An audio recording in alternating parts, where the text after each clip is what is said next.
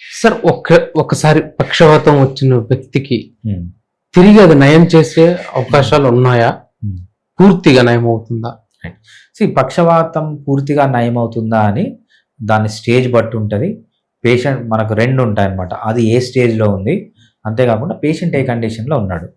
For example చిన్న bleed ఉంది, లేకపోతే చిన్న ఇన్ఫాక్ట్ ఉంది అంటే బాగా రికవర్ అయ్యే ఛాన్స్ ఉంటుంది. ఓకే. పేషెంట్ యంగ్, పేషెంట్కి బీపీ కానీ షుగర్ కానీ థైరాయిడ్ కానీ ఏమీ లేవు, పేషెంట్ మంచిగా తింటున్నాడు, మంచిగా పక్షవాతం వచ్చేసిన తర్వాత మంచి ఫుడ్ హ్యాబిట్స్ చేంజ్ చేసుకున్నాడు, ఆల్కహాల్ తీసుకోవట్లేదు, స్మోకింగ్ చేయట్లేదు, బాగా నిద్రపోతున్నాడు, రెగ్యులర్ ఎక్సర్సైజ్ చేస్తున్నాడు అంటే మంచిగా రికవర్ అయ్యే ఛాన్స్ ఉంది.